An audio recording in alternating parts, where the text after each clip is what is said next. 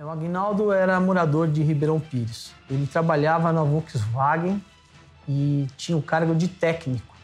E já há muito tempo. Era uma pessoa casada, mas naquele período que começaram a ocorrer os crimes, ele acabou se separando da mulher. O Aguinaldo não tinha passagem pela polícia. A vida pregressa dele era boa. Eu fui convidado pelo Luiz Carlos do Carmo, que ele tinha um caso que estava acontecendo em Ribeirão Pires, que eram assassinatos em série, e havia um suspeito. Mas esse suspeito não falava. É claro, ele não contava, estava difícil de conseguir elementos para ligá-lo ao delito. Ele se mostrou ser uma pessoa fria, o interrogatório dele, né? E com falta de remorso. Ele não tinha remorso pelo que tinha acontecido com as vítimas. Mesmo sendo mostrado pelo interrogatório, que foi conduzido pelo Dr. Luiz Carlos, as provas, os laudos, as fotografias dos locais onde os corpos foram encontrados, a todo momento ele negou a autoria dos crimes, mas ele se mostrou uma pessoa muito fria e sem nenhum remorso. Ele não se chocava com aquilo. Qualquer pessoa normal olhar aquilo e iria se chocar. Ou ia ter uma expressão de repúdia, né?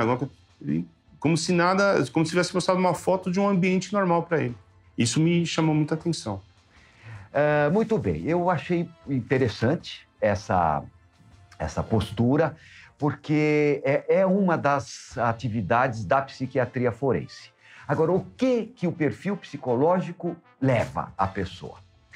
Ele não diz, este é o culpado. Isso ele não consegue dizer, e nem deve, que é muito perigoso. Mas ele consegue dizer, este não é o culpado. Por exemplo, uma pessoa que tem psicose maníaco-depressiva, ela não estupra, mas ela pode assassinar e se suicidar. Uma pessoa normal não mata a mulher com características de crime por ciúmes, mas o alcoolista sim. Então, eu costumo dizer o seguinte, todo crime, sem exceção, ele é uma fotografia exata e em cores do comportamento do indivíduo. Se nós soubermos ler essa fotografia, nós vamos ter um comportamento. E quem tem comportamento tem também dados do psiquismo. Quem manda no comportamento é o psiquismo. Pois bem, dentro desse espírito, eu tinha o doutor Luiz Carlos do Carmo, ele tinha um inquérito muito bem feito, uma série de elementos e um suspeito. Então eu fui examinar esse suspeito que negava peremptoriamente que tivesse sido ele o autor daqueles crimes. Bom, pois bem, analisando psicologicamente esse indivíduo, apareceram vários sinais e sintomas que colocavam ele, digamos, na mesma via de mão dupla com aquele delito.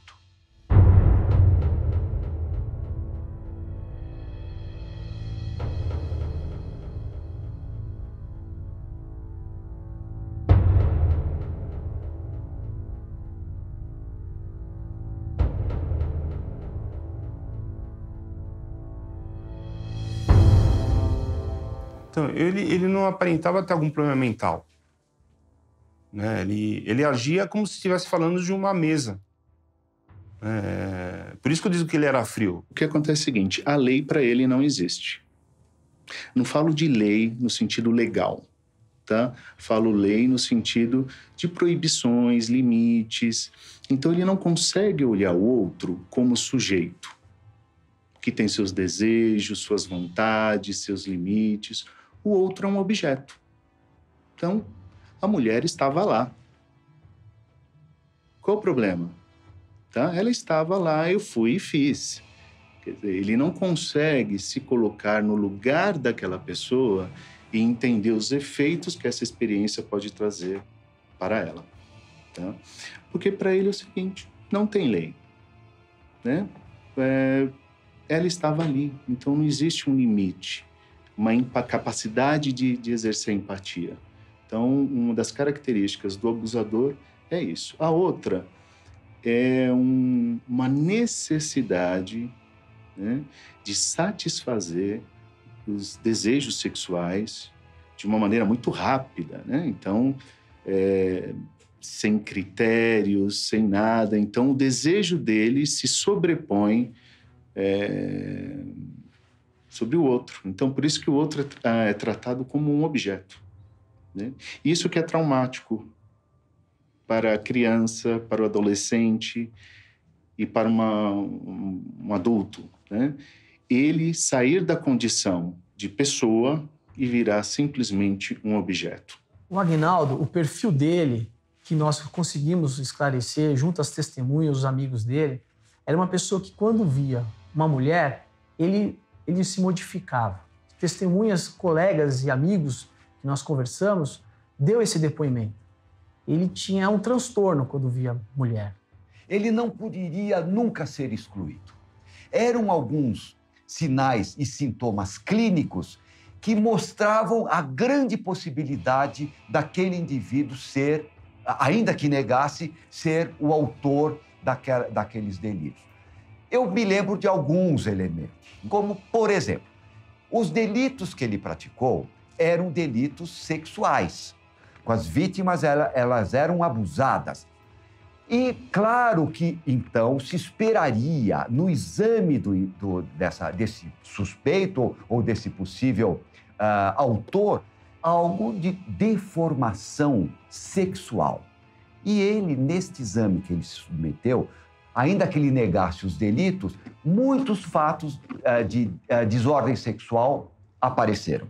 Por exemplo, ele tinha abusado da filha.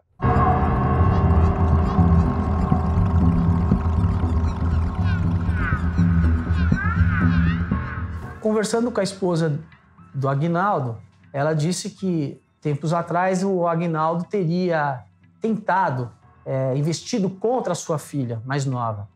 E justamente ela falou que ele começou a fazer um tratamento psiquiátrico. Nós estivemos levantando os prontuários médicos, o diagnóstico foi ansiedade descontrolada, que poderia levá-lo à violência sexual contra a criança.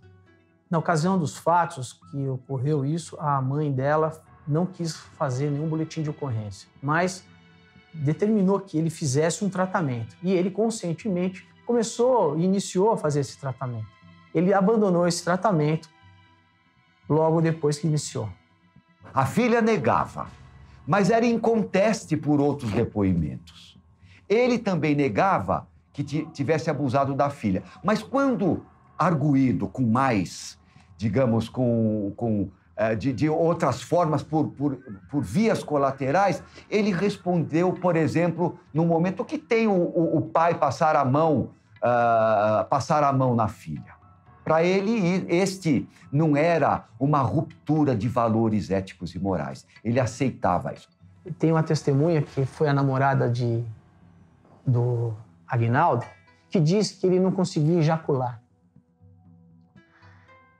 Naquele período, essa namorada dele confessou que ele ficava excitado, mas não conseguia ejacular. Isso causava um transtorno muito grande para ele. Ele queimava as vítimas com cigarro. Algumas vítimas apareceram queimadas. É uma perversão mórbida. É a maldade pela maldade.